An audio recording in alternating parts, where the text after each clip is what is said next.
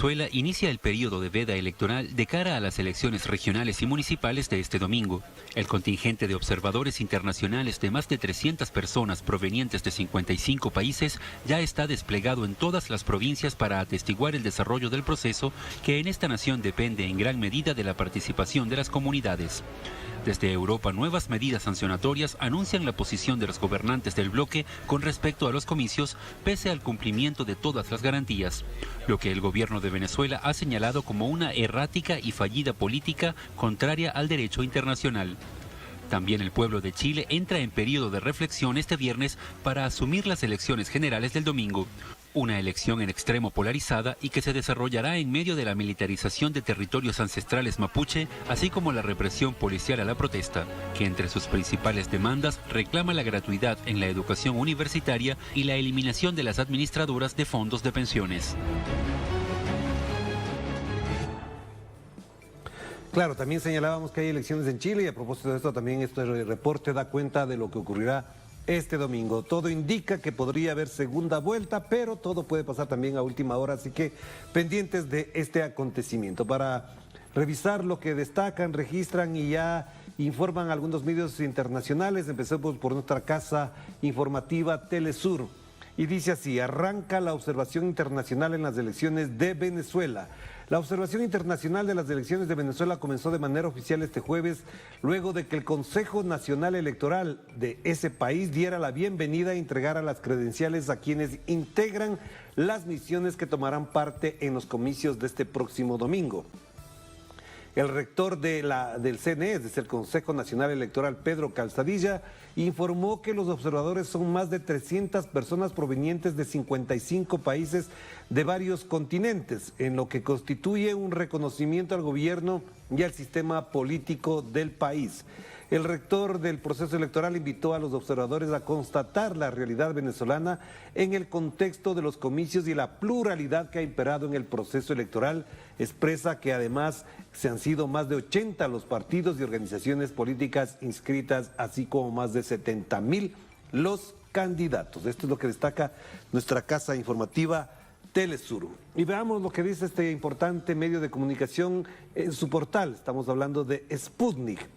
Consejo Electoral de Venezuela abre el corazón del sistema en pos de la transparencia.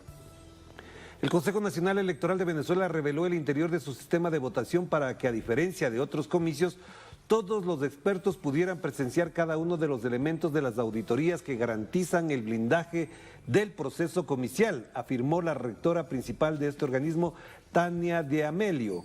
La también presidenta de la Junta Nacional Electoral del CNE detalló que hasta la fecha ese organismo ha realizado 11 auditorías. Las auditorías han sido presenciadas por la Misión de Observación Electoral de la Unión Europea, los expertos del Centro Carter de Estados Unidos, la Organización de las Naciones Unidas y el Consejo de Expertos Latinoamericanos. El CNE ha realizado auditorías del software de totalización, de producción de máquinas de votación, del registro electoral y el de datos electorales, entre otras auditorías que ha hecho este organismo electoral de Venezuela. Y ahora nos vamos hacia otro medio de comunicación, el portal del diario El País. Dice así: Chile cierra la campaña de las elecciones más polarizadas de su historia. La campaña presidencial en Chile ha terminado. El país ha iniciado este jueves por la noche el periodo de veda electoral hasta el domingo, cuando celebrará la primera vuelta de las elecciones presidenciales más polarizadas de su historia. Los cierres de los candidatos han estado a tono con la particularidad del momento político que vive Chile. Hubo mitines masivos, actos pequeños en plazas de pueblo y hasta la siembra de madrugada sin público de cientos de molinos de papel en el epicentro de las revueltas de octubre del año 2019. Se refiere efectivamente a la denominada Plaza de la Dignidad, donde se vio, se observó, se pudo apreciar y además con mucha emoción la siembra de estos objetos que efectivamente dan cuenta de otro modo de participar políticamente. Y ahora vamos a tomar en cuenta la información que destaca la agencia informativa cubana Prensa Latina. Elecciones chilenas con pronóstico reservado, lo cual parecería un lugar común, pero bueno, vamos a utilizar esa figura. En vísperas de las elecciones en Chile, el panorama es hoy complejo, pues al parecer ningún candidato ganará en primera vuelta y todo apunta a un balotaje el 19 de diciembre para conocer al próximo presidente. O para elegir, debería decirse. 7 candidatos de un amplio espectro político aspiran al Palacio de la Moneda, pero la casi totalidad de los estudios de opinión coinciden en señalar que quienes tienen mayor intención de voto no llegan al 30%. Las encuestas que en los 2 últimos años fallaron en sus predicciones electorales ubican en los primeros lugares a Gabriel Boric, de la coalición de izquierda Apruebo Dignidad, y al ultraderechista José Antonio Kast, del Partido Republicano. Ninguno de los dos forma parte de los partidos que gobernaron el país durante las últimas 3 décadas, lo cual obedece al descrédito de las formaciones políticas tradicionales, sobre todo después del estallido social del año 2019. Es lo que destaca el día de hoy Prensa Latina. Y para hablar de estos temas tenemos ya a Martín Pulgar, politólogo, máster en filosofía de la guerra, analista político. Martín, qué gusto tenerlo de nuevo por acá. Y de entrada le preguntaría, ¿cuál es el sentido que adquiere este proceso electoral tanto en Venezuela como Chile, digamos en general, para América Latina? Bueno, muchas gracias por la invitación. En principio es muy importante ambas elecciones. Por supuesto, en el caso venezolano, si bien es de características regionales y locales, y en el caso de Chile es presidencial de otro nivel, de otro ámbito de actuación, desde el punto de vista político, ambos tienen relevancia significativa. En el caso de Venezuela, por supuesto, tenemos por primera vez después de varios años una oposición que escogió el camino de la sedición, de la oposición al gobierno desde el punto de vista radical, en este caso la Revolución Bolivariana, y ahora participa el grueso de esa oposición, lo cual implica haber asumido el carril de la democracia, de la participación, de la legalidad y abandonar buena parte de ella el camino de la sedición y de la visión armada o conflictiva existencial que tenía. Y en el caso de Chile también nos encontramos con una posibilidad de un cambio de signo. Es decir, a partir de todas las movilizaciones que se han hecho, que sucedieron en Chile en los últimos tiempos, y la brutal represión también que el gobierno de Piñera ejerció sobre su población, ahora nos encontramos con una posibilidad real, posible, de un cambio de signo significativo. Es decir, no solamente un cambio de administradores de 2 partidos políticos que administraban la transición democrática después de Pinochet, sino un auténtico cambio profundo posible en torno a lo que es el sistema político chileno. Las movilizaciones planteadas por el pueblo chileno fueron de exigencia y un cambio profundo del modelo económico, político y social que rige Chile hasta en este momento. Hay un cuestionamiento profundo de la élite que los gobierna y ahora se puede abrir ese espacio de cambio. Con 2 modelos posibles distintos al que actualmente está. Hay un descrédito del modelo y un descrédito de los actores. Entonces nos encontramos con 2 elecciones sistemáticas de alguna manera para América Latina. Ya, entonces volvamos al tema de Venezuela, que es muy importante considerarlo por 2 razones. La una, evidentemente, se trata de silenciar, de bajar el tono informativo para que se desconozca lo que está pasando en el plano democrático en Venezuela.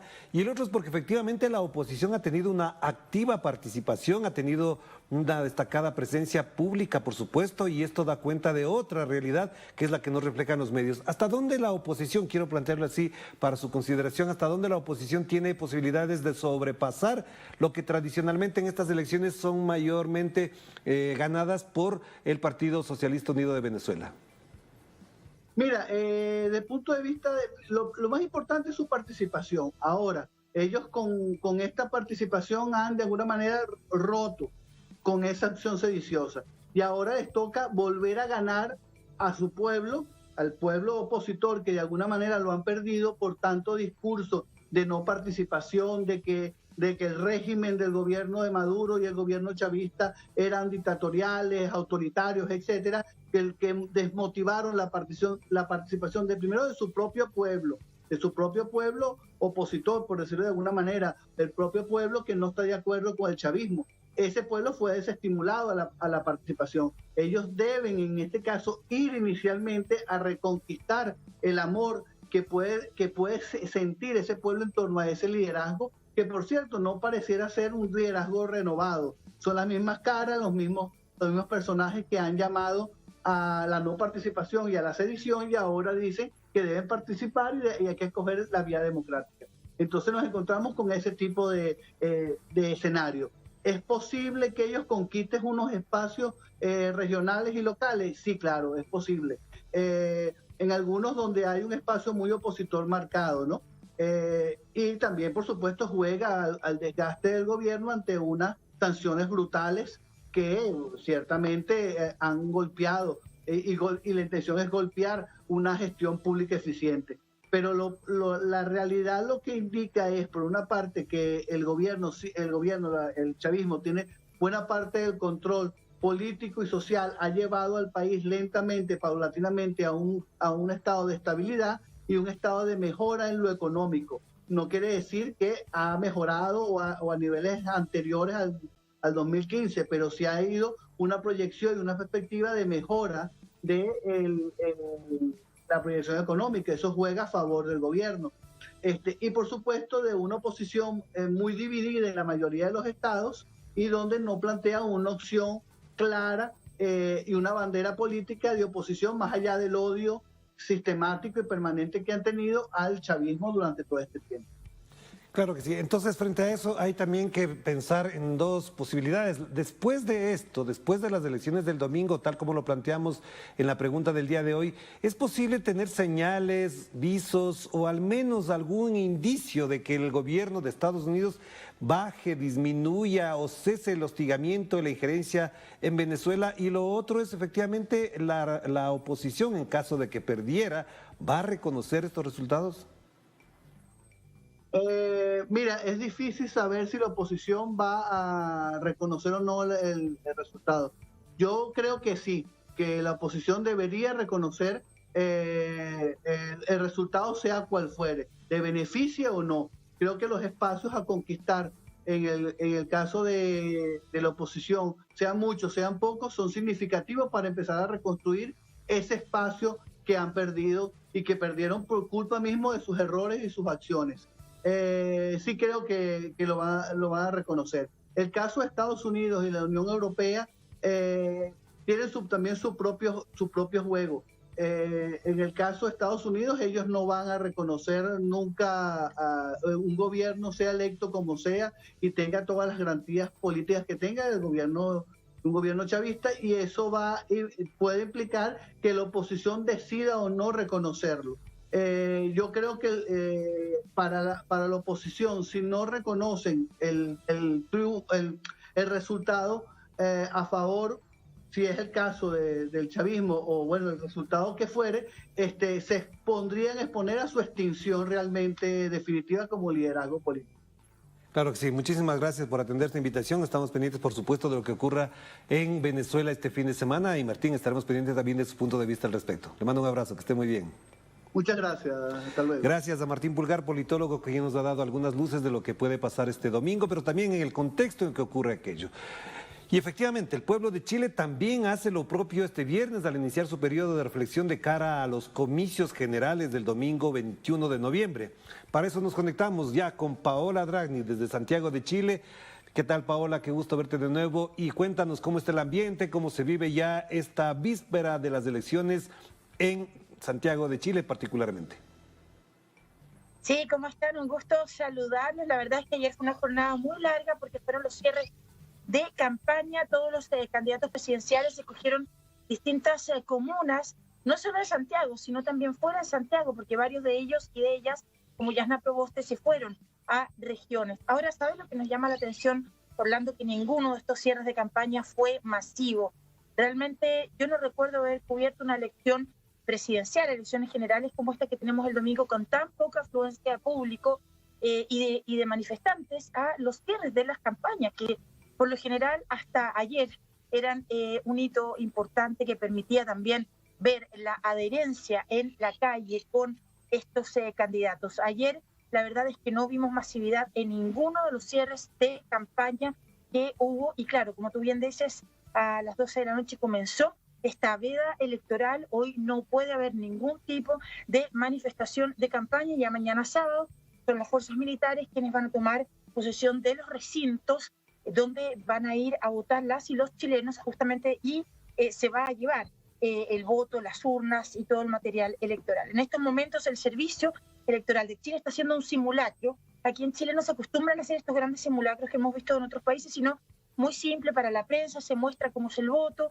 de qué forma se sufraga, y bueno, esta es la cuarta elección que hacemos aquí en Chile en pandemia, y por supuesto las medidas sanitarias son importantes. Nosotros vamos a seguir hoy con algunos análisis de distintos personeros de la sociedad chilena para ir entendiendo qué pasaría en los distintos estratos de la sociedad, en los distintos grupos de la sociedad civil chilena, si gana, por ejemplo, José Antonio Kast, que es comparado a Bolsonaro, o bien Gabriel Boric, este dirigente estudiantil, hoy diputado, que también aspira a la presidencia. Y aunque no se pueden difundir las encuestas, ellos dos son los que, al menos entre la información que manejamos los periodistas, estarían pasando a la segunda vuelta, que sería el 19 de diciembre, Orlando.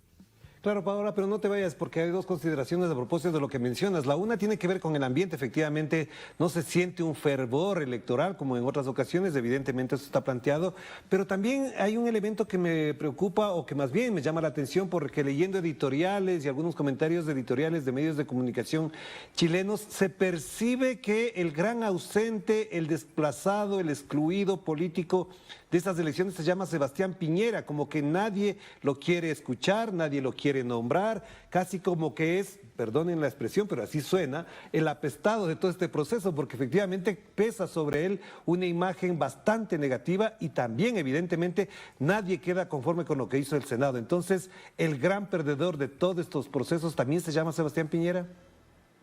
Sin duda alguna, Orlando, de hecho es habitual, no solo en Chile, sino también en otros países de la región, ¿verdad?, que el gobierno que sale tome fotografías con los distintos políticos, ¿verdad?, que aspiran a la reelección o bien a cargos nuevos. En este caso, el presidente Sebastián Piñera, la verdad es que no ha tenido ningún tipo de protagonismo en ninguna de las campañas, habiendo dos candidatos de derecha que mantienen, digamos, esa posición claramente, pero que se distancian del presidente Sebastián Piñera. De hecho, Orlando, hemos estado haciendo encuestas en la calle para una nota que les queremos pasar hoy, para que puedan conocer y justamente percibir este ambiente en la calle. Y la pregunta central es, ¿cuál es la principal deuda del presidente Sebastián Piñera al dejar el gobierno? Las respuestas, están todas orientadas hacia la violación a los derechos humanos, pero cuando tú veas esa nota, te vas a dar cuenta cómo la gente abre los ojos y dice, es que son tantas. Es decir, hay una sensación de que este ha sido el peor gobierno democrático en la historia de Chile. Y eso se nota en las calles y se percibe en el desencanto. La gran amenaza, Orlando, sin duda puede ser la abstención este domingo. Yo te insisto, a mí me llama muchísimo la atención la poca actividad electoral que hemos visto en este balotaje. Claro que sí, Paola, estamos pendientes de esa nota entonces, y bueno, coincidimos porque efectivamente el registro y el repaso que hemos hecho a posturas de editoriales y a los mensajes de medios de comunicación y también en las redes sociales, que efectivamente no son siempre las que mejor explican los procesos, dan cuenta de aquello que estamos comentando. Te mando un abrazo, suerte en la cobertura también, qué bueno. Para ustedes también. Gracias a Paola Dragni, siempre presente, siempre activa y muy profesional en lo que hace en su trabajo periodístico desde ese querido país sudamericano al que queremos tanto, por supuesto. Le reiteramos la pregunta a propósito de estas elecciones, pero concentrémonos ahora en lo que pasa en Venezuela. La pregunta está planteada así: ¿considera usted que tras las elecciones en Venezuela de este domingo disminuirán o desaparecerán las acciones injerencistas de Estados Unidos contra el pueblo de Simón Bolívar? Ahí tiene tres opciones: sí, no y no sé. Y insistimos, el no sigue ganando en esta propuesta para el debate y la interacción de nuestra audiencia con el 80,8%, mientras que el sí tiene el 10,3% y casi por ahí mismo va el no sé, 8,9%. Sigue usted pendiente de esto, sí, sígalo comentando, sígalo interactuando también con nosotros para poder dialogar en función de esta actividad periodística.